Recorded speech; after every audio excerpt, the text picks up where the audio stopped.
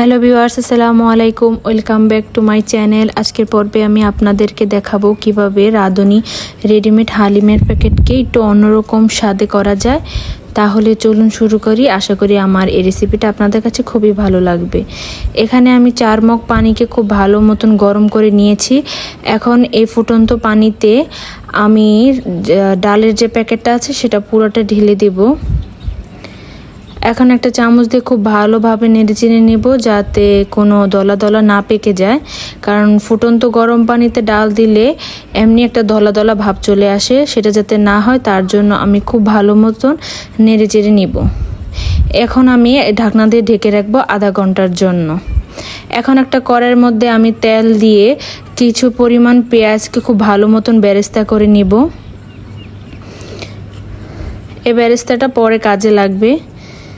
আমি খুব ভালো মতন লাল লাল গোল্ডেন ব্রাউন করে ভেজে নেব। দেখুন আমার পেঁয়াজগুলো বেরেস্তা করা হয়ে গেছে। এখন এই সবগুলো পেঁয়াজ আমি উঠিয়ে নেব। সেম তেলের মধ্যে এখানে আমি হাড় ছাড়া পিওর যে মাংস, গরুর মাংস, সেটা আমি নিয়ে নিয়েছি।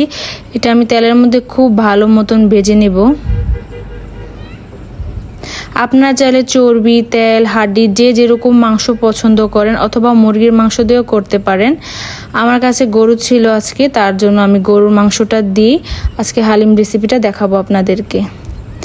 তো এই পর্যায়ে দেখুন কিছুটা একটু আমার মাংসটা হয়ে আসছে। তো এখন আমি লবণ দিয়ে আরও ভালো করে এটা জাল দিয়ে নেব।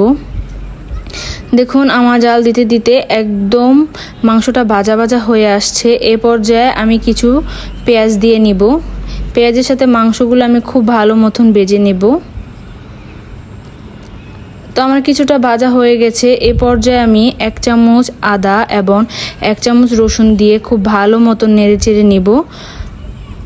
আমি মশলাটা মাংসের সাথে খুব ভালো মতন ভাজা ভাজা করে নেব যাতে ফ্লেভারটা খুব ভালো আসে। তো এখন আমি কিছুটা গুঁড়া মশলা ইউজ করব। এখানে আমি 1/2 চামচ হলুদের গুঁড়া, 1 চামচ মরিচের গুঁড়া, 1/2 চামচ ধনিয়ার গুঁড়া, 1/2 চামচ জিরার গুঁড়া মাংসের সাথে খুব ভালোভাবে মিশিয়ে নিব। এখন মশলার সাথে গরু মাংসটা খুব ভালোভাবে নেড়েচেড়ে নিয়েছি। এ পর্যায়ে আমি এখানে হালিমের যে মিক্স মশলাটা থাকে সেটা দিয়ে নিব।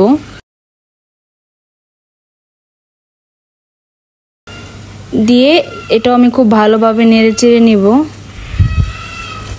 আপনারা চাইলে আমার পদ্ধতিটা ফলো নাও করতে পারেন, আপনাদের মন মতন আপনারা করে নিতে পারেন। তবে আমি দেখিয়েছি যে আমার স্টাইলে আমি কিভাবে হালিম রান্নাটা করি। এখন আমি ঢাকনাটা উঠিয়ে আপনাদের দেখিয়ে দিচ্ছি। আমার ডালটা কিন্তু ভালো মতন ফুলে গেছে।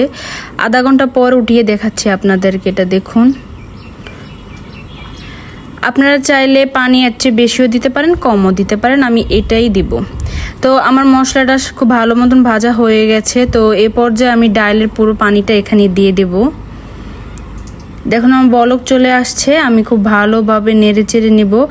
আর আপনারা লবণ আপনাদের স্বাদ মতন দিবেন, ঝালও আপনাদের মন মতন দিয়ে নেবেন। আমার লবণ কিছুটা কম হয়েছে, তো আমি ফাঁকে ফুঁকে দিয়ে নিয়েছি। অবশ্যই টেস্ট করে নেবেন আপনারা। আমার লবণ কম হয়েছিল যার কারণে আমি আবার লবণ দিয়েছি। আপনাদের স্বাদ মতন, আমি আবারও বলছি, আপনাদের স্বাদ মতন আপনার লবণ এবং ঝাল কে কিরকম খান সে অনুযায়ী দিয়ে নেবেন। আমি একদম ঘন করে নিয়েছি জাল দিতে দিতে খুব ভালো মতন। তো আমার একটু ঝালের প্রয়োজন ছিল যার কারণে আমি কিছুটা কাঁচামরিচ এখানে কেটে দিয়ে দিচ্ছি। দিয়ে আমি আবার খুব ভালোভাবে নেড়েচেড়ে নিব। তো আমি উঠানোর আগে কিছুটা ধনিয়া পাতা দিব। আপনারা চাইলে ধনিয়া পাতা নাও দিতে পারেন, যাদের কাছে ভালো লাগে তারা ধনিয়া পাতাটা দিবেন।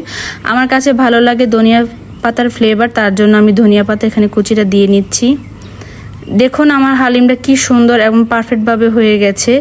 আশা করছি এই হালিম রেসিপিটা আপনাদের কাছে খুবই ভালো লেগেছে। যদি ভালো লেগে থাকে তাহলে অবশ্যই লাইক, কমেন্ট এন্ড সাবস্ক্রাইব করতে ভুলবেন না। এরকম নিত্য নতুন ভিডিও পেতে আমার চ্যানেলের সাথেই থাকুন। দেখা হবে নেক্সট কোনো ভিডিওতে। ততক্ষণে আপনারাও ভালো থাকেন, আমাদের জন্য দোয়া করবেন। সবাইকে আল্লাহ হাফেজ, আসসালামু আলাইকুম।